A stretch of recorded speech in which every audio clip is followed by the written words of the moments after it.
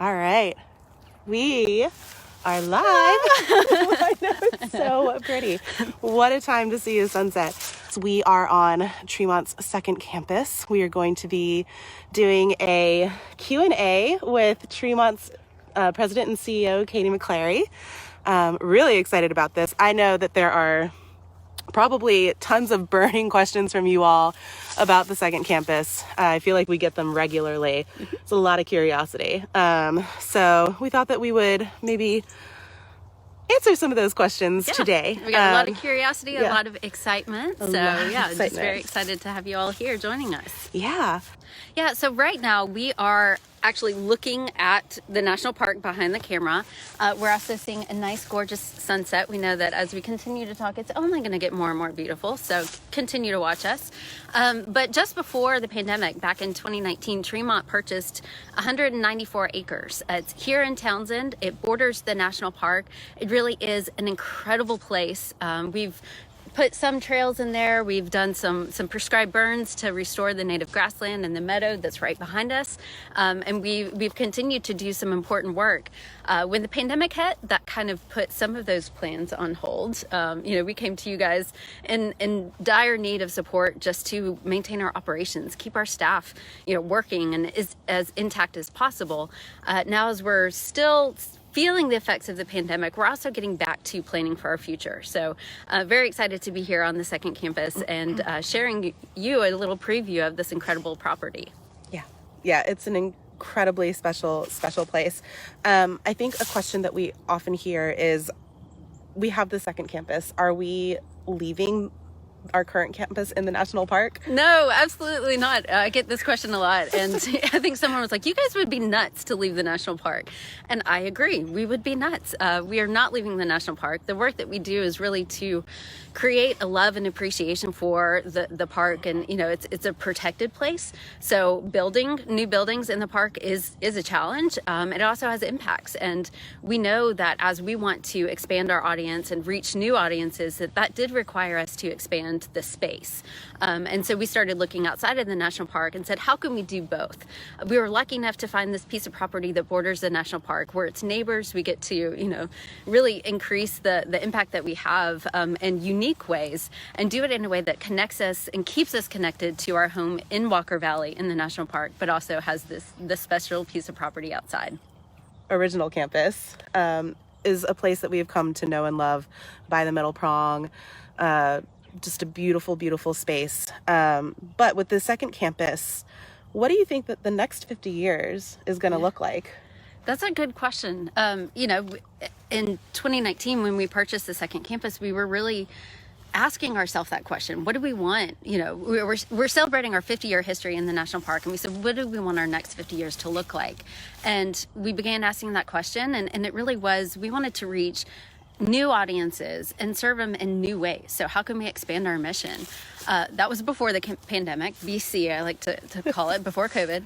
And so, during the pandemic, we realized that people were finding respite and reprieve in time spent in nature. We know that the national park has had record visitation throughout the pandemic, and it was great to see people connecting to nature. But what we also know is that in general, people spend more and more time indoors and away from those same benefits that people find in nature.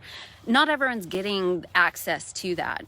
The pandemic also gave us a unique situation where there were actually studies done that showed that the disparities in access to nature was actually having impacts across different communities. So students and youth from families with lower incomes were not getting outside as much as some of their more affluent peers. And that to us is devastating. That's a really, it's an environmental justice issue. It's an issue that we want to work towards. And so we see our work more important than ever. And so now our work in the next 50 years isn't just about connecting more people to nature, but we're also looking at the ways that we can connect more people to those same benefits that they find in nature. Mm-hmm. And when we think about an opportunity to build a new campus, how awesome would it be to not just connect people to nature, but to connect to the campus, to connect the buildings to nature, and then also have those same, increased mental health and physical health benefits of, of that time, whether you're on a trail or whether you're in our dining hall,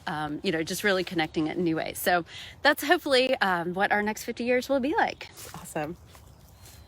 And it's part of the reason that I was so excited about coming on board to Tremont, is just this incredibly bold vision.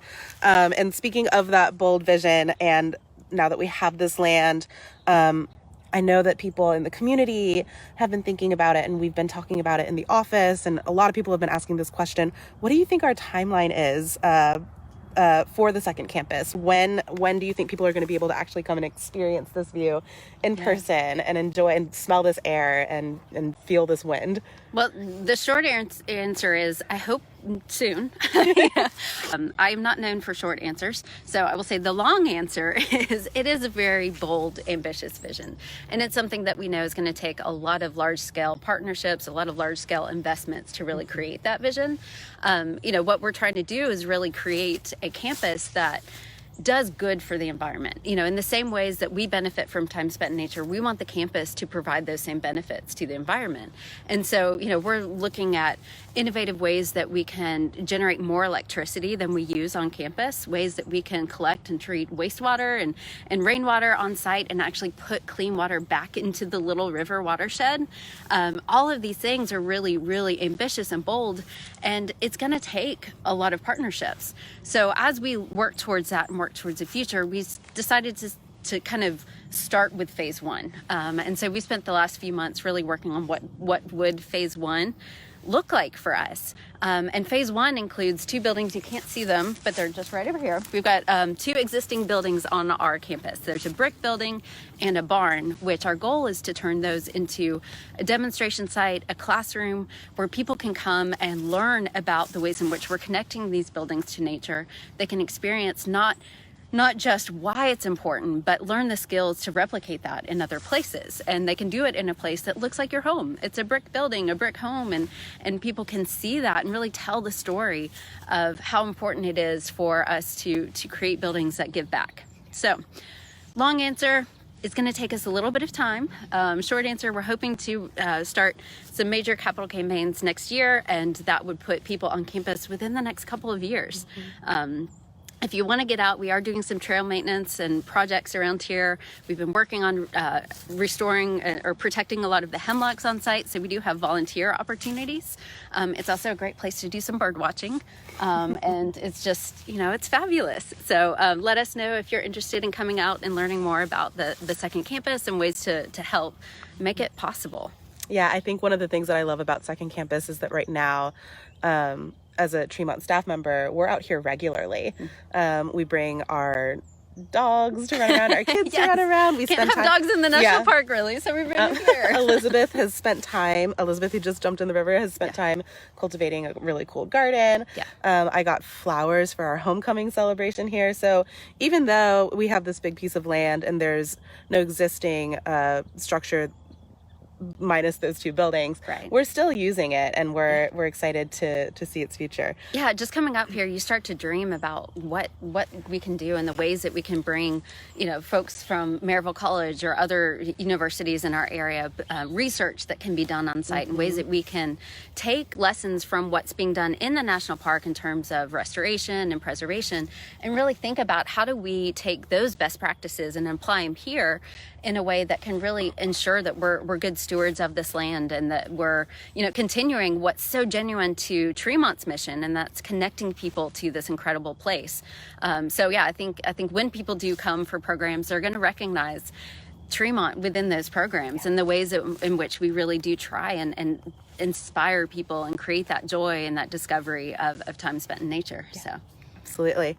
You mentioned partnerships. Are there any specific current partners that you want to call out or talk about? Yeah, well, we are so incredibly grateful to all the partners that make Tremont what it is today. I mentioned previously our park partners, which are just incredibly supportive of the work that we do. You know, we get together and really have deep conversations about how do we do better for the national park? How do we, you know, provide programs and opportunities for people to support the important work that we do? We've also been able to create new conversations with people at TVA, with Oak Ridge National Lab, people at local universities. You know, we were out here with Dr. Coker at Maryville College recently, just talking about opportunities for partnerships in the future. And it's really just an amazing time in Tremont's history and in our story to think about the ways that we can deepen those partnerships in the future and really have collective engagement and collective impact on our community. We all want healthy and happy communities. We all want, you know, people coming to benefit from the national park. And so I think it's an amazing time to really say, how can we do this work together?